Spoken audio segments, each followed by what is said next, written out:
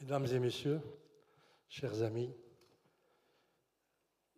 chers confrères aussi, parce qu'il faut quand même le dire, je vais essayer d'être bref et clair en même temps, parce que je crois que les présentations ont été toutes dites par mon ami Aziz Bousta. Et je vais donc aller droit au but pour rappeler d'abord qu'en 1980, il y a eu dans cette ville qui s'appelait autrefois par les Espagnols Villa Cisneros, fondée soi-disant dans le XVe siècle ou XVIe siècle par l'Espagne et qui n'a été libérée finalement que, par le Maroc en 1980 grâce à une visite que nous avons évidemment eu le privilège d'effectuer à côté de Sa Majesté Mohamed Hassan II. Donc, Villa Cisneros, c'est un symbole. Aujourd'hui, c'est la 4e édition dans cette ville, n'est-ce pas, que nous organisons sur le même thème, sauf qu'aujourd'hui, bien sûr, c'est particulier parce que, il y a évidemment le 25e anniversaire de l'accession au trône de Sa Majesté Mohamed VI. 2, parce qu'il y a eu, comme il a été rappelé, un programme lancé avec, des chiffres extraordinaires en matière d'investissement en 2015 par le souverain. Aujourd'hui, bien sûr, nous franchissons une autre étape un peu singulière, mais fort significative. Et donc, le moment est venu pour, non pas, faire le bilan, parce qu'il n'y a pas de bilan, c'est toujours une continuité historique, mais aujourd'hui, simplement rappeler qu'est-ce qui s'est passé, qu'est-ce qui se passe au niveau de cette région. Donc, mesdames et messieurs, chers amis, il m'est choix le bonheur, avant toute autre chose, et au nom de l'équipe de Maroc diplomatique, d'exprimer à Sa Majesté le roi Mohamed VI nos vifs remerciements pour le haut patronage qu'il a bien voulu nous accorder de nouveau et pour la sollicitude avec laquelle il entoure notre événement. Cette 4e édition de MD Sahara vient confirmer en effet notre irréversible volonté de nous inscrire dans la continuité royale, si je puis dire, à savoir la pédagogie, l'explication minutieuse, l'adhésion au grand projet multidimensionnel que le souverain insuffle et inspire depuis son accession au trône il y a maintenant 25 ans. Un quart de siècle, en effet, c'est une temporalité vite dite et résumée, certes, mais ici, dans le cas de notre dans le cas de notre récente et nouvelle histoire, il se traduit par un chantier de longue haleine, permanent et multiforme. J'ai dit où s'imprime l'irrépressible volonté d'un roi qui a d'emblée placé son règne sous le signe du progrès, de la démocratie et de la liberté. Ce qui a été réalisé en ce laps de temps s'apparente à une révolution éclair, un combat à la Blitzkrieg, pour reprendre une expression allemande. Il a façonné les multiples et divers pans de la société, disons la quasi-totalité de ce qui constitue le réveil d'un pays, l'émergence inédite d'une nation, la conscience d'un peuple, l'ancrage résolu dans l'universalisme, avec cette exigence de devise inscrite sur le fronton de l'internationalisme sans pour autant s'écarter de son envers qui est l'enracinement à notre authenticité.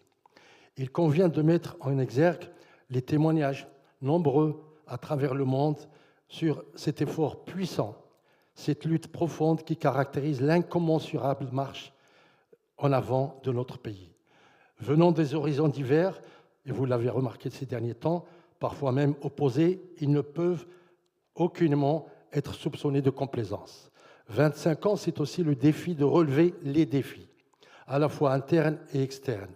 Ceux-ci sont abordés avec une admirable sagesse et une détermination exemplaire qui a fait de la rigueur la clé de son règne.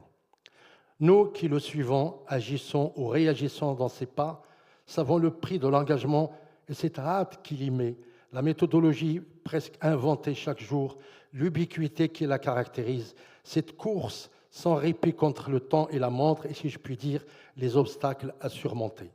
Mais il y a l'espérance, une vertueuse croyance qui en est le vecteur. Et puis, cette philosophie de proximité mise en œuvre, devenue un credo dès son arrivée en 1999. Je vais me permettre de vous rappeler une petite anecdote. À l'époque, dans un petit village de la région Percluse d'Oujda, je veux dire dans l'oriental, tout au début de son règne, le roi s'était trouvé dans un petit village où l'on dénombrait à peine une centaine ou deux d'habitants, reclus dans le silence et l'indifférence. Le roi les a évidemment salués et écoutés avec patience et passion, et l'un des habitants du village en question s'est adressé à lui pour lui dire « Majesté, cela fait plus de 20 ans au plus que nous attendions une visite du Caïd, et voilà qu'aujourd'hui, c'est le roi lui-même qui nous rend visite. » Ce témoignage se passe de commentaires, bien entendu. À présent, la réalité tangible d'un Maroc plus qu'émergent s'impose d'elle-même. Le leadership de Sa Majesté Mohamed VI oblige la communauté continentale et internationale à se rendre à cette évidence que sa vision, sa légitime ambition d'aller de l'avant et d'élever son pays et son peuple au rang digne des démocraties universelles. Le modèle de société que nous érigeons s'appuie sur les avancées économiques réelles, mesurables aux standards mondiaux, emblématiques même et précurseurs souvent en termes de développement d'infrastructures, de partenariats, de commerce et de libre-échange, d'attraction de politiques touristiques et de politique étrangère, un modèle de société pertinent. Du portrait central de Sa Majesté le Roi et de son immense œuvre que vous allez débattre tout à l'heure, différemment bien sûr, et mieux que moi, grâce à vos expériences et votre pertinence, bien entendu, nous recueillerons le témoignage réjouissant. Je me réjouis effectivement de la forte présence d'acteurs majeurs que vous représentez, chacun à sa manière, tous dans le même souci de partager avec nous et le Maroc qui nous suit vos témoignages, votre optimisme, vos intégrations, voire même aussi vos préoccupations s'il y a lieu.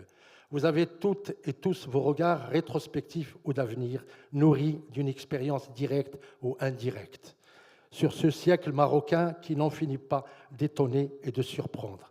Je ne peux pas laisser passer, pardonnez-moi l'expression, l'occasion, ici, sans rendre hommage à une femme qui, avec sa fidèle équipe ici, demeure au cœur et au succès de cette initiative qui nous réunit aujourd'hui. Je veux dire Madame Souad Mekaoui.